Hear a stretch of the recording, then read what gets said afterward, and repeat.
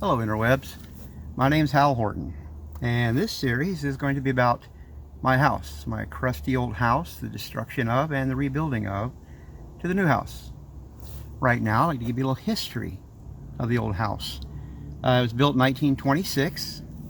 It apparently had a fire in 1970, so it was rebuilt in 1971. I bought it in 1997 after the drug dealer that lived there was arrested and the house went into foreclosure. I got it for basically nothing. Lived there for 20 some odd years. I raised my kids there, my family. As you'll see coming up, it went from being an old green house all overgrown to being painted a kind of a peach color. When I came back from Afghanistan in 2011, we gutted and remodeled the bathroom because the floor was just gone. When they renovated the bathroom, they didn't seal the wallboard around the tub. Water had been flowing in for years. It was a mess. And then now we got in this program here in the county. It took a while to get going. It took about 3 years. But now the county is tearing down and rebuilding my house. You'll hear me mention a few times burning the house down. Initially, the fire department had approached me about them burning it down for training. That would have saved a bunch of money on demolition because they would have burned it all the way down to the ground for me. But then we found it was going to be at least 6 weeks for them to get permits and inspections and all that sort of thing. And we were ready to go right then. So, yeah, that never happened. It would have been nice, but it just didn't happen. So, I'm going to start walking you through the house, showing you some of the history of the house, and then we'll start catching you up on what's going on with it, where we are. The builder, Ryan at Maximum Construction, is an awesome contractor. I'll put his information below in the comments, and at some point we'll have interviews with him, and he'll be explaining in further detail what's going on with the new house. So, good seeing you.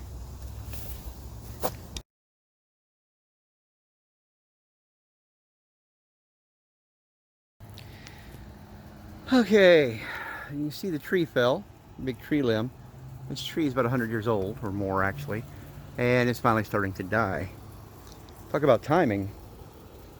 Since I bought the house, everybody said you've got to trim that tree back, it's going to start falling and dropping limbs. But it never had, until now that we're finally going to tear the house down. So the rundown on the house, Casa de Crack. When I bought it, it was just dark green, regular old shingle roof. I put a tin roof on it a few years later because the old roof was starting to look bad, especially that weird back porch that's attached to it. It's a little overgrown right now because since we're tearing it down, who cares about lawn maintenance?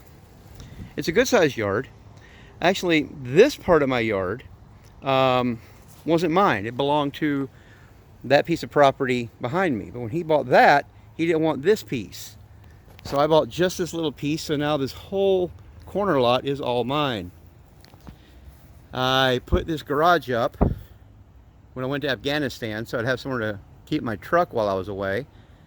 Inside is a beautiful truck you'll see later. But when that tree fell, this tree fell as well. Luckily it just fell and broke the eave, so the house is still dry inside. Just in time for us to tear the house down. Like I said, the house was dark green when I got it, kind of a fatigue green, looking army barracks. I painted it this kind of Florida peach coral kind of color, which I like.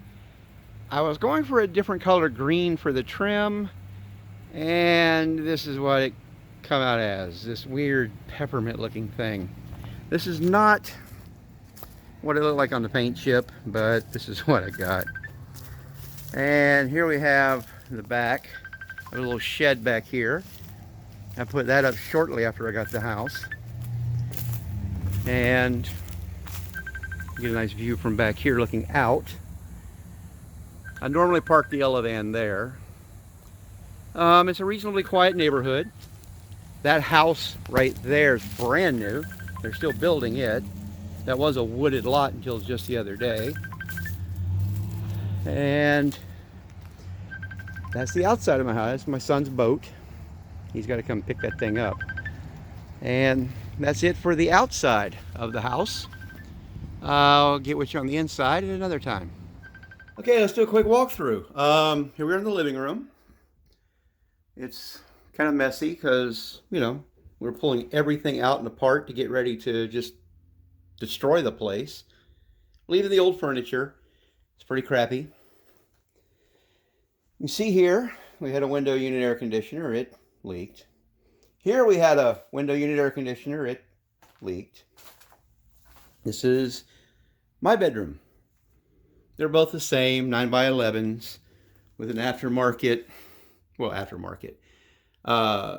closet that was built later, because in 1926, when the house was built, they didn't really do closets.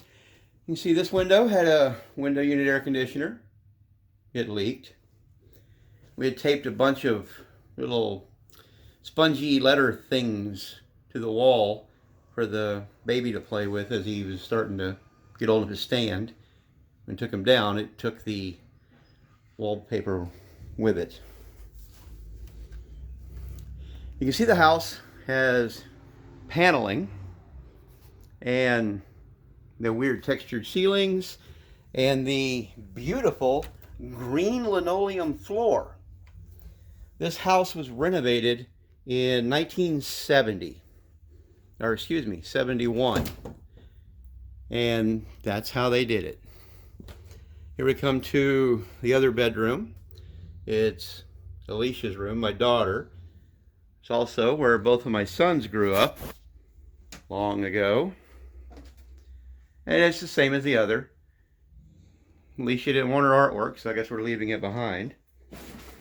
These shelves I got from a garage up in town, mechanic shop, gas station. They were tearing down, and they let me have them. And they've been here, 15 years, I guess. They served me well. You can see I was, raised all my children in this house. Here's the bathroom, the only bathroom. When I came back from Afghanistan in 2011, I renovated the bathroom. I did my best. I'm not a carpenter by any means, but it looks a lot better than it did.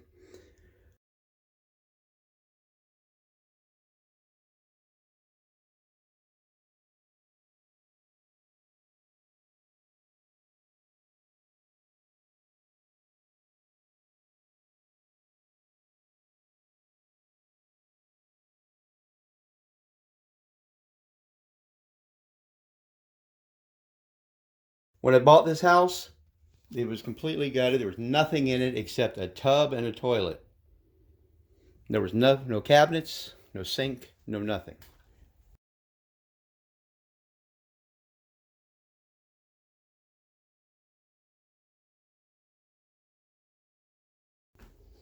Here we have the dining room, which that 20-year-old table, actually more than 20, it's pretty much shot, as well are the chairs.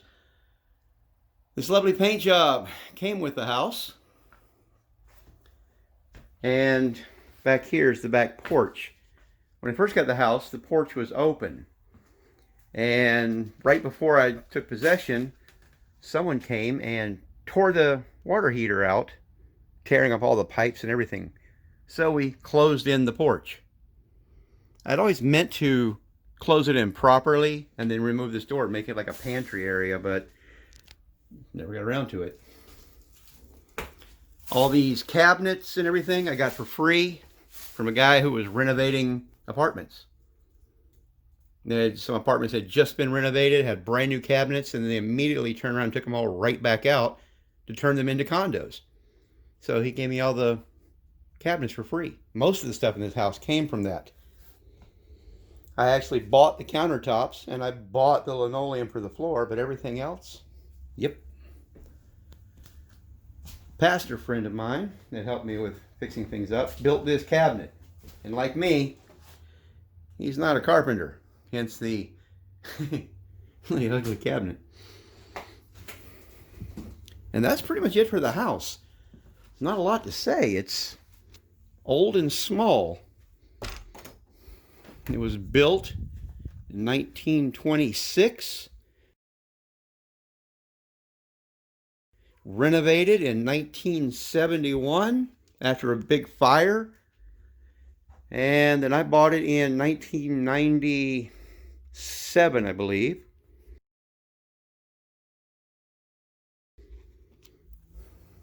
And now it's going to be completely demolished and a new one built in its place.